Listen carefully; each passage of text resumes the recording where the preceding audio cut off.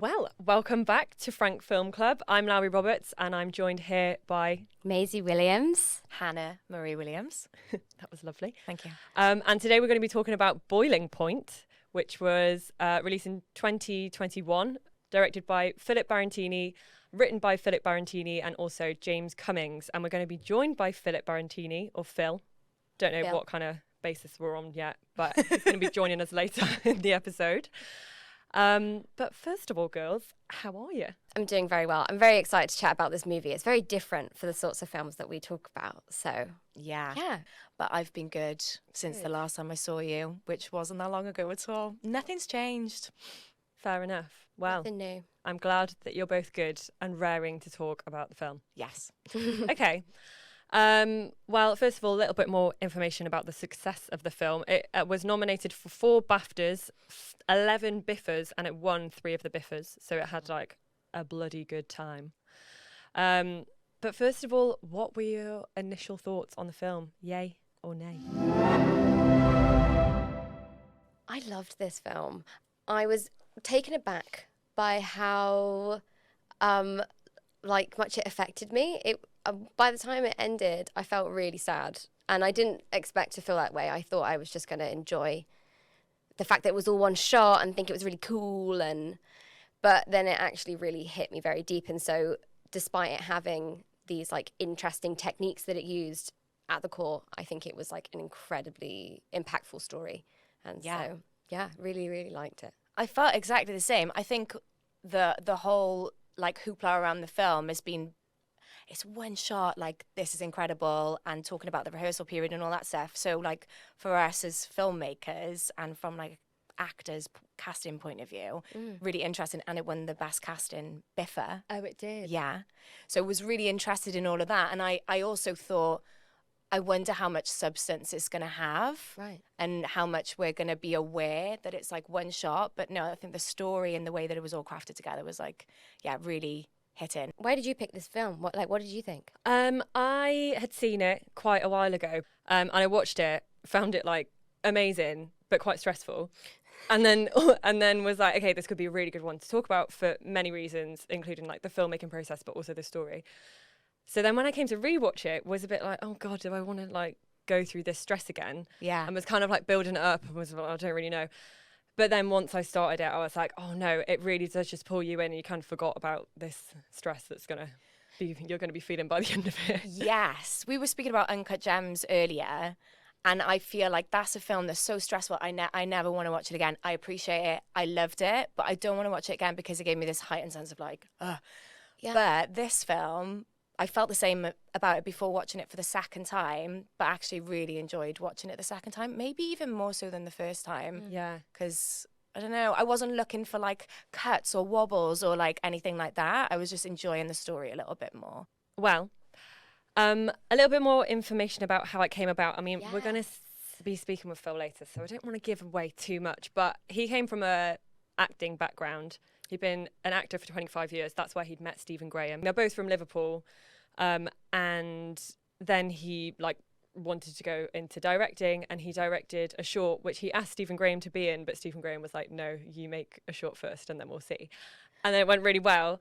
And then they made Boiling Point as a short, which was also one shot. Okay. Yeah, same DP, same writer duo. Smart. And that was with Stephen Graham. And then he did a feature, and then Boiling Point was his second feature. And he also used to be a head chef he was like a chef and then he built up to head chef in London and then Manchester. So he's like come from that background, and I think the film is very true to working in that industry, and like the stress of kitchens is like, yeah.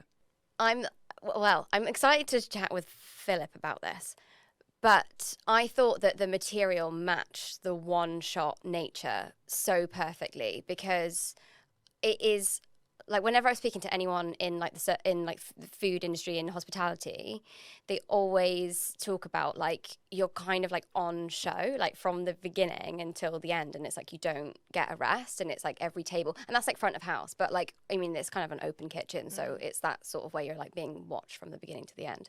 And so the fact that it's kind of shot like a piece of theatre where it's like as soon as you start, like you can't stop until the end, like it really mirrors the way that like the industry is kind of set up anyways. It's like the one shot thing got you in the door and then it actually ended up being insane. So you don't leave thinking about it, oh, it's a one shot. You go, what an incredible story.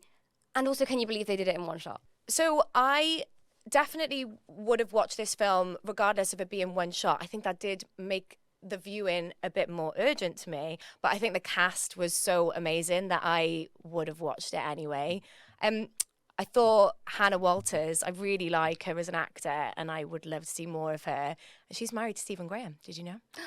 I had no idea. I did not know that. Well, now you do. But she is amazing. She's absolutely amazing in this. I did think that there were a few moments in the acting, very, very few, where I was like, if this had been multiple takes, I feel like they would have redone that take. But because I know it's one shot, I'm like, cool, great, keep going. Which bits? Name and shape. Yeah, I actually, there's moments, and I felt the same way. Really small, Yeah. but just moments where I'm like, oh, I just remembered that we're what it is. So let's talk about the acting. So starring Stephen Graham and Vinette Robinson, and then, well, has like a massive Stella? What's that the word? Stellar cast. Stellar cast. Yeah. No, it has a stellar cast. Who's Stella? But I've got to say, well, Stephen Graham, obviously amazing. Yeah. Vinette Robinson, I hadn't seen her in anything Yeah, before, and now she's I want her to be in amazing. everything. Mm-hmm. And yeah, Hannah Walters, like I said before. Any thoughts? Like, what were your thoughts on the casting then? I thought it was perfection. It's Karen McLeod, I think is her name, the casting director, or McLeod. But she's brilliant, and I think it was perfect, pitch perfect, all of it. The things that took me out with the acting, though, I think I had that like nervousness for them when it first started, but then I forgot about that, which is testament to how good they were and how slick it was and how good the acting was. The bits that took me out weren't moments from the actors who were the leads.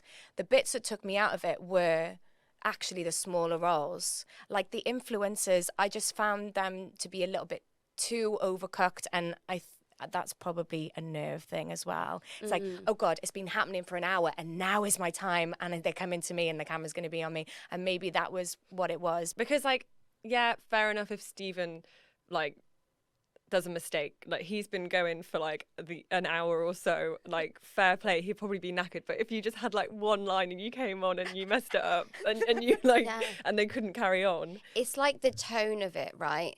I think that everyone in the kitchen were being so real. It was almost like you're watching a documentary. Yeah. And like, even though I know Stephen Graham is an actor, like I just was completely with him being a head chef of this restaurant, and like, and it was so real. The arguments, like the way that they interacted with one another, it was so free, never overdone, never someone trying to get a last word in. Like it was just like, it was perfect. And then, yeah, you get to some of the moments and you think, oh, this feels like they're pretending to do, like to come out for a meal, or they're pretending to order a bottle of wine or like whatever. And it just takes you out of it. Well, this is something that maybe you know, and would like to ask Phil also. It felt improv. The dialogue. Yeah, how much of it was written? I did read something that it was like, it wasn't fully script. It was more like beats to hit.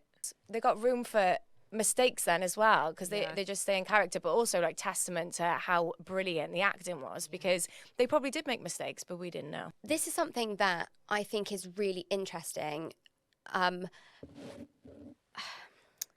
What is the actress's name who was in Les Mis for Anne Hathaway. Anne Hathaway? So Anne Hathaway, when she was doing her song for Les Mis, doing I Dreamed a Dream, they did it maybe like, I can't remember how many times, but an insane amount of times. And then they ended up going with like one of the like first or second, third takes.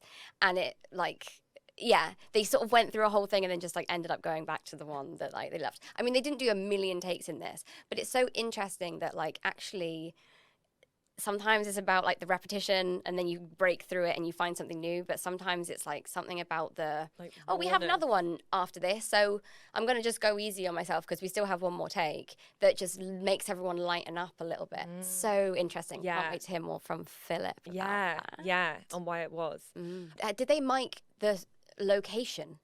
I don't think so. I think Just it was just people. radio mics and then one boom, because really they were like, really the boom didn't really capture much apart from just like air, like room tone Yeah, kind of thing. yeah. And more like gave it a bit more space. But they would have had more booms, but it was so risky for like Yeah. an accidental boom to be in shot and then suddenly the shot's done it as well. So Wow. yeah, they just had the one. Yeah, I just don't want to know know if they were about mics around. batteries as well. The camera battery, like the mic, like even radio mic batteries. I Yeah. feel like a radio mic when I'm on set lasts until about lunchtime, and then you have to change it. So maybe it could last for like the whole take. But what if someone's just like died before the end? Like, I don't know about the microphones, but the camera they shot on Sony Venice, which means, and that camera you can change the battery whilst it's rolling, and the same with like the SD cards, so they could like just keep. we're living in Changing it. 2045. Yeah, I Wow. know, I know. I'd love to know how we did it, Yeah. where we got it from. We'll find out. What's your tips? Well, I feel like we should go and chat to Phil. Definitely. Yes. Many questions for Phil. Yeah, Let's get him on. amazing. We are now joined by the writer and director of Boiling Point, Phil Barantini. Welcome Thank to you very Frank much. Film Club. Thanks for having me. Of course. Yeah, we've just been talking all about the film, and well, actually, we've got loads of questions for you. So Cool. I'm just going to jump straight in because we gave you a great intro at the start of the film. Oh, right. Yeah. You'll hear it Oh, again. cool. Yeah. Yeah. Where did the story come from? I feel like this is also a part of your intro because I feel like it came a lot from you. Yeah, totally from me. I was an actor for 25 years. And, you know, when you get into an industry like that, you want to be successful, and I was relatively successful to begin with. You know, I became a bit complacent because I was doing really well as an actor, and then I wasn't going turn up for auditions, or I was turning up late, or I didn't know the lines, or that kind of thing. And so I started to, I wasn't getting the work, and I started to become bitter and jealous of other people who were getting the work and that kind of thing. So I needed to make some money, and the pub that I was working in, in Hackney, I was actually working behind the bar, and my best mate was the manager there. And the sous chef got fired one day, and they knew that I was passionate about food because I was constantly talking to the chefs, and so they made a joke on me, and they basically fired me that day and said, we can't have you working on the bar. And as I was walking out the door, the chef came over and went, "Do you want a job?" And they planned it, you know what I mean? So then I started working in kitchens, and I loved it, and it just fell in love with it all. Can you unpack like what that journey is actually like? Because I think like what this film captures is like the real sort of just like a hostile environment, but to work your way up and become like a head chef, like what is that journey really like? It's tough at times, but also it's like, there's the whole like family side of it, and the camaraderie, and everyone's together. Because of that family environment, you sort of neglect your real family, or what's outside of that world, and it becomes your everything.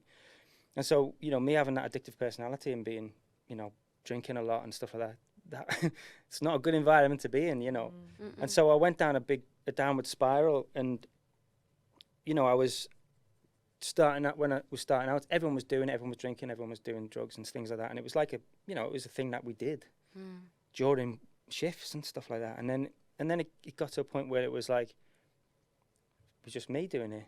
There was fights, there was sadness, there was people committing suicide, things like that. Just like that you don't necessarily see or go through in any other job, really. So, and I hadn't quit acting, and I'd always wanted to direct,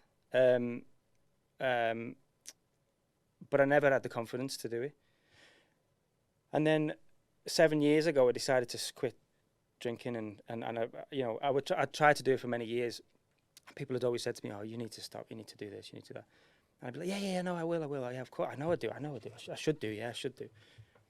But I never really wanted to. And you know, I'm not cured. But a year later, my mum passed away quite suddenly, and it just made me go, "Fuck this! What am I doing? Like, go and follow your dreams, do what you want to do. Just try and direct, like, do it. You know what I mean?" So I got in touch with a mate of mine, who's a producer who produced Boiling Point, and he said, I was like, "Can you recommend any good film schools I could go to learn, you know, how to be a director?" He's like, "Mate, you've been on film sets for 25 years. You know what hitting marks is. You know the different types of lenses, the camera angles, all this kind of stuff." I was like, "Yeah, I do. Yeah." He's like, "Well, you don't need to go then." I was like, "Okay." So I just decided to make a short, and a mate of mine had sent me this lovely script about a young boxer, and I just said, "This is what I want to do." That's where it sort of came from. Like, I'd lived and breathed it, you know, and I wanted to. I'd seen films about chefs or kitchens, or you know, and some of them were great, but not my experience, what I personally went through, and what I've seen and witnessed, you know. So I wanted to make something that was true to my reality and a lot of other people's realities that they've been through, you know. Yeah. But it's not everyone's reality. You know, some people have said, "Oh, it's not like that in the kitchens anymore," which is fine, but some kitchens it is. I know it is. Yeah. Because I got mates who are still in the kitchens and they're still struggling and still, you know, it's rubbish. Yeah. You know. That makes so much sense when you hear that for context, because it feels like there's a richness to all of the little things that are happening around the restaurant that feel like they can only come from a lived experience.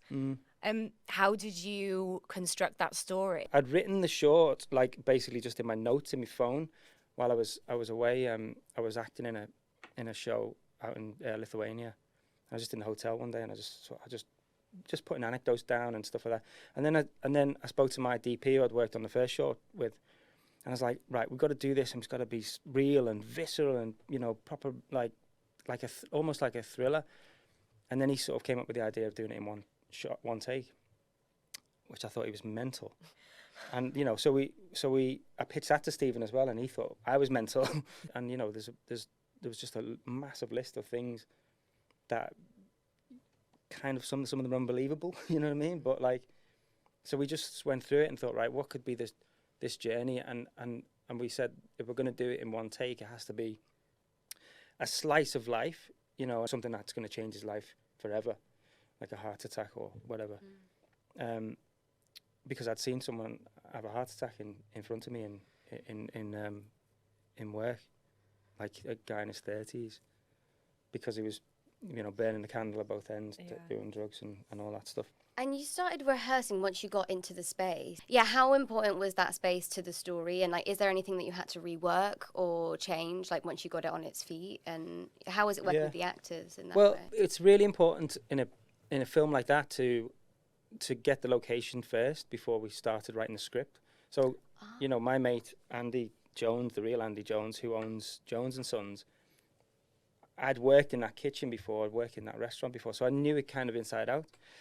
And I just asked him, I said, "Look, could we film in here?" And he was like, "Yeah, absolutely, yeah. You know, just give me some money to shut it down." And then we sort of wrote the script around that location. It was important to do that. And then myself and James Cummings, who I co-wrote it with, we just sat in the space, like, for every, like, 2 days a week or something like that, and just for weeks, and just wrote it in there, and then, you know, lived and breathed it. And, you know, we were watching the chefs work and stuff like that, and we did all the auditions in there, and then we got the actors into workshop. We got anyone who was playing sort of front of house characters, like the waiters or the customers or you know, the bar staff or whatever. They came in and did 5 days, and we just worked on their little moments. And then we got all the kitchen staff in, and Stephen and Vanette and everybody, and then we did all their little moments over a day, I think, and then we just sort of built it in layers then. Do you think that you would ever do one take again for a feature? If you'd have asked me that, like, the week after we wrapped, I'd have said no, but I would, yeah. Yeah. Like, did you find that, like, because obviously it's so, you have to prepare the tech, like, as well as all the creative so much. Do you think did you feel that ever, like, took away from the creative, or did it help? Like, what was that balance like? No, it was, I knew it was important from day one that, you know, everything had to work together in harmony. I do know what I like to look at. I've got an amazing team that I work with that can, you know, bring that to life, and we all collaborate together. So myself and Matt Lewis, who's my DOP, and he operated the camera, we would go, while we were writing it, he would come in some days and we would go, right, we just got to practice this move, and I would then be all the characters, and I'd be like, right, and then she goes over there, and then we're in the kitchen, and sometimes when the kitchen was shut, the restaurant was shut, we'd still be in there. And then when we were rehearsing with the actors, it was important to have all the crew in there as well, you know, because if someone, like the boom operators and all the sound team, they need to know where they need to be, and so it was important. It's like a dance, you know, it's like a choreographed dance that you have to sort of, everyone has to work with each other and move with each other. It was tough to sort of manage all of that, and the actors as well. But like I say, I have an amazing team. And when you came to shoot it, how many takes did you do? And which take did you go with? Yeah. And why? So Stephen had a window because he was about to go on to do Peaky Blinders, and he was going to do Peaky Blinders in March. So we were planning to shoot in April, and we were all heading towards the April shoot. And then suddenly, like, I think a month before or whatever, Stephen was like, can we move it because the dates have been moved? Can we move it to March? And so we gave ourselves, we were going to shoot it over 4 nights, and the plan was to do the film twice every night. And so we were going to do it 8 times in total. So I'd have had 8 movies to choose from. But after the first night, you know, COVID was becoming really scary at that moment, and we had loads of people in this one space at one time, and people were getting really nervous, and we lost a couple of like cast members because they were living with elderly parents, and they were scared, and you know, at this point no one was saying wear masks or anything. It was just literally wash your hands. And we were coming in every morning hugging each other, and we were like a family, you know. You know, after we'd done it in the first two goes at it, and we got to the end and it was fine and it was good, but in my mind I'm like, these are just like dress rehearsals because we've got another 6 goes of this. And then on the after the night of the first night, like late, the producers just called me and said, we're gonna have to shut this down tomorrow. We'll do it one more night, and then that's it, we've got to call it. I didn't tell everyone because I didn't want them to be, because it's already pressure enough to go, you know, especially actors, you know, if you're in the whole thing, and you like Stephen, for example, or Vanette or whatever, but even if you're like, I don't know, the paramedics at the end, you're sat there waiting, you don't want to mess up at the last minute, so I didn't want to tell everyone, so we came in and we did it. We did so the third take is it was the performances were amazing, but technically there was a few things that I wasn't too happy with. The fourth take, the last one, was flawless, technically flawless. But when we watched it back, it was like the acting was good, but it was flat, slightly flatter because people were exhausted, you know. Second take of the day. Yeah, exactly. So, so then we literally wrapped, and I went back to Manchester. I watched all 4 takes, and there was a bit of back and forth. Like Matt, the DP, was crying. He actually cried down the phone to me. He said, "Please don't use the third one. Please don't use the third one." Yeah, I don't know why. Yeah. Well, because there was like 3 major things really, which nobody has ever noticed. And one of them was the clock in the kitchen was the wrong time. We fixed it with VFX, and it's very expensive to fix just the hand on a clock. So it was like 5 o'clock. I think it said 4 o'clock on when we did it, but it was supposed to be like 6 o'clock or something like that. Right. Because like, if anyone's going to notice, they're going to be like, why is the restaurant so busy at 4 o'clock? Why is it dark at 4 o'clock? You know? It's one of those things that might take you out of it. Yeah, exactly, yeah. And then the other thing was when Rob, the character Robin, who's the actress, the blonde waitress, comes in, and she comes from the back kitchen into the front kitchen. There's a moment where the camera goes slightly soft, but it goes off for just a tiny bit too long, like for my liking. And I was like, we tried to fix it in post and tried to sharpen it up, but we just couldn't. And I was like, oh, it's gonna take everyone out of it.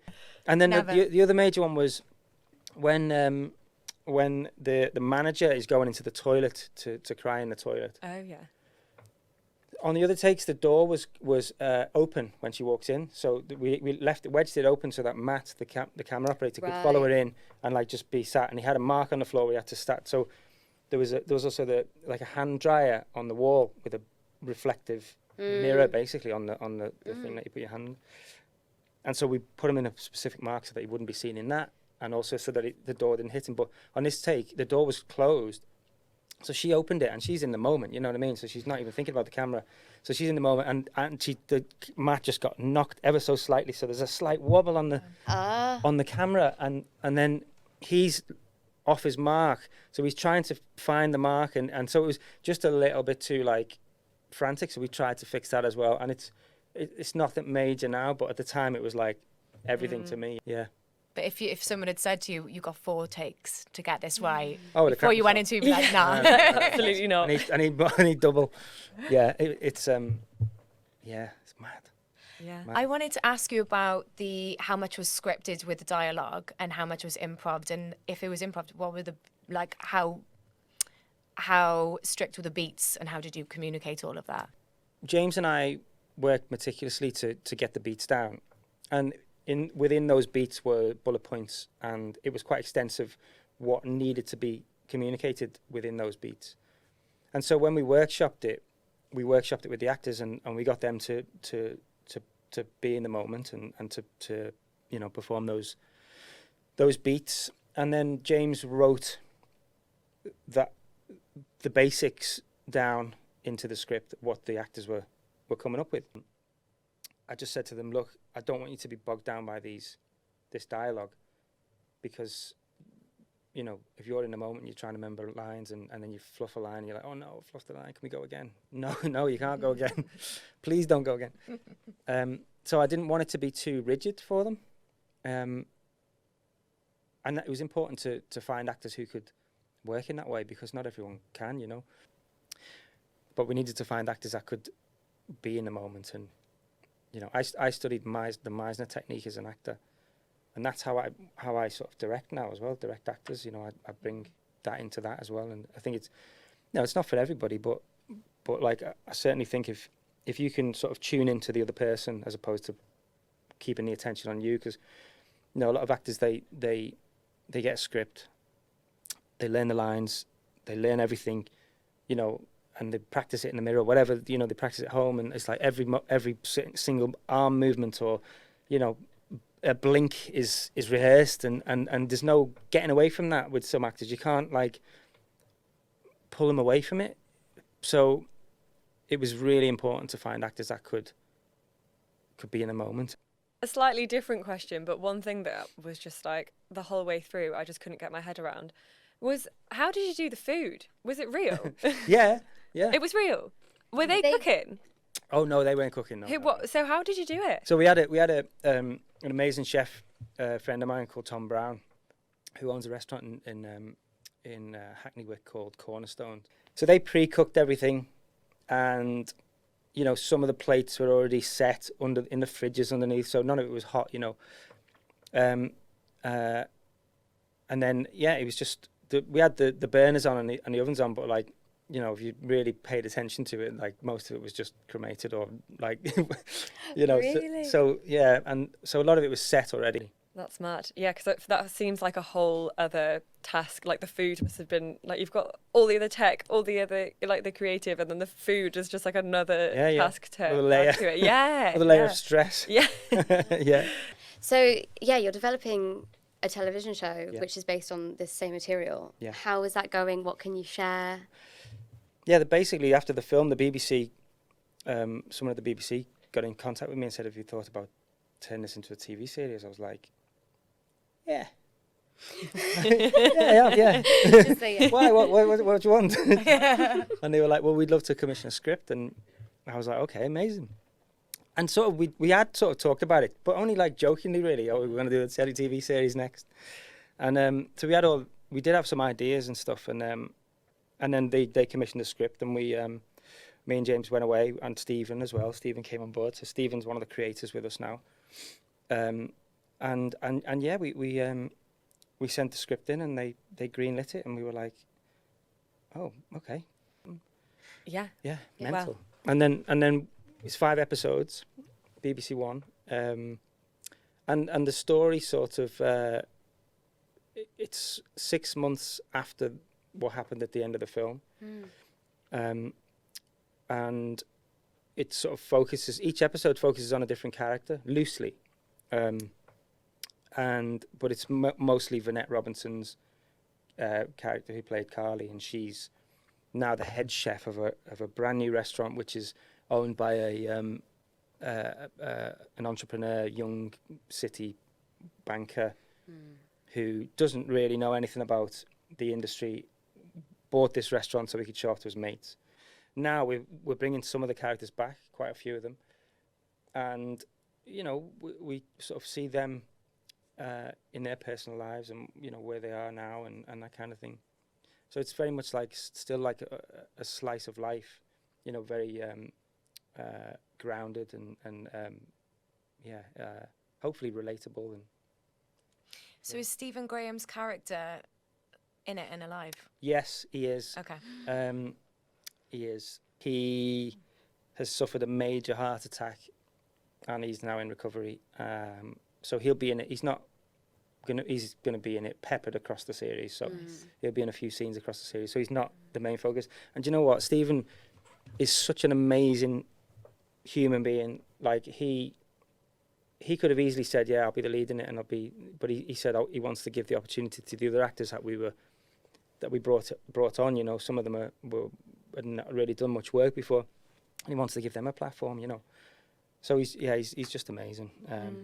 And he's one of the creators with me and James. So he's very very much across the story with us. But yeah, so it's been a like. Yeah, mad. It's mad. That's Mad. mad exciting. Every day Yeah. I'm just like, what is going on? It's actually not that short of a span of time as well. Like, No. it doesn't, the short being made in 2018. 18, yeah. That doesn't feel like that long ago for it to now be greenlit as a TV series. No, I know. And have a film in between there somewhere as Yeah, well. yeah. Mad. Well, I mean, I can't quite believe like what's going on with me because I decided to jump off the cliff. I always say, and just I'm still flapping my wings now, but I'm floating. I also feel like without sounding, I mean, I believe in sort of energy and all of that kind of stuff, and I feel like it feels like this is my purpose, and this is why I was an actor for 25 years, and I was so, even though I was struggling as an actor sometimes, I was still so passionate about the world and how it is all made, and I'd always stay behind after my scene had finished and sit with the director and be like, can I just hang out? And I'd be subconsciously watching everybody and interested in how it was all made, Yeah.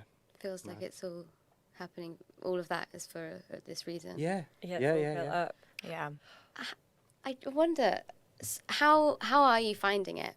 Like, how is your mental health now? Because this is like skyrocketed, and it's everything that you could have wanted it to be. But that's also hard to deal with at times, I imagine. Yeah.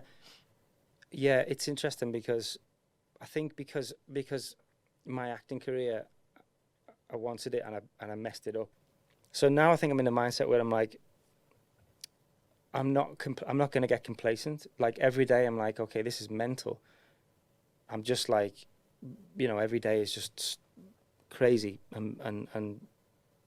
but yeah, I guess I'm trying to stay as grounded as I possibly can. I've got an amazing family. My wife and daughter and all my family are just incredible. Like my dad doesn't give a crap, but you know what I mean? I'm like, he's like, what have you been up to? And I'll explain something and he'll be like, great, yeah, great. And I love it, you know what I mean? It's like, I love it. And I think,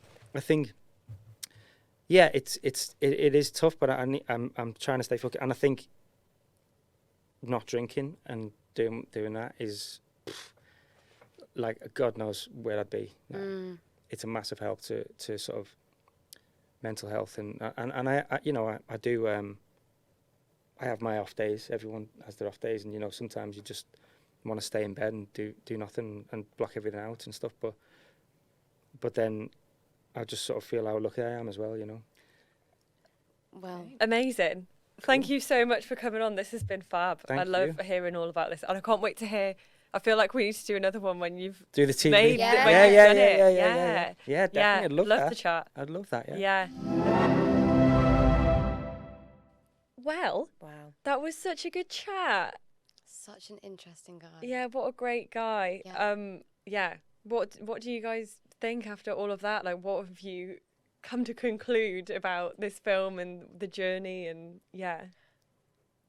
I'm so glad that we've had him in to talk about it. I think probably even for us, like, you get a little bit not caught up in, but the initial conversation is about the filmmaking process, which is such an interesting conversation.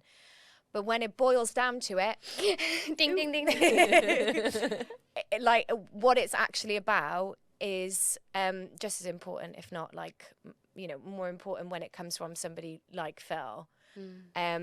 And I just really appreciate and admire the richness. Also, something I noticed that he was talking about, he filmed that in a place where he worked. So, like, he went back to the place that the story was based on. Like, I wonder how cathartic or, like, traumatic that was to be there with a camera filming, like, potentially what he felt like when he was living that lifestyle.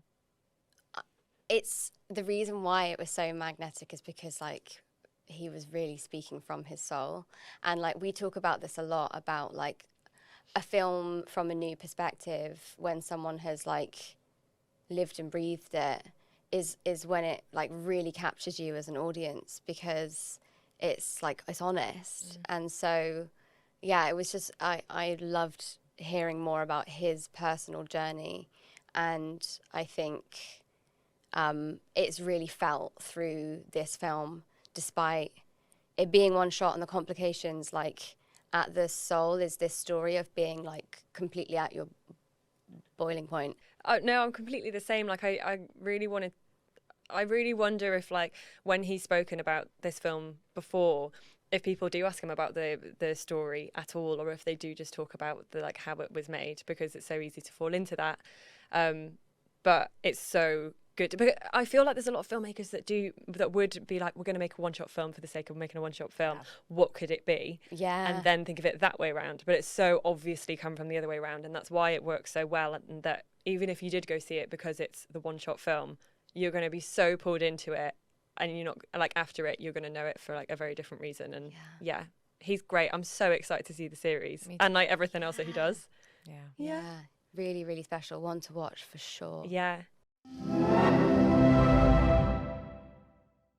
Thank you so much for listening to this week's episode. If you were affected by any of the talking points that we discussed, then we have some support links in the description box, so go and look at that. Next week, we are going to be watching Everything Everywhere All at Once, which came out this year and was directed by the Daniels.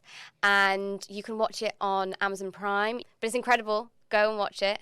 And we are going to get back here to discuss all, to dive into the nitty-gritty and find out how they made such a huge scale movie on such a small budget. Amazing. Exciting. See you then. Bye-bye.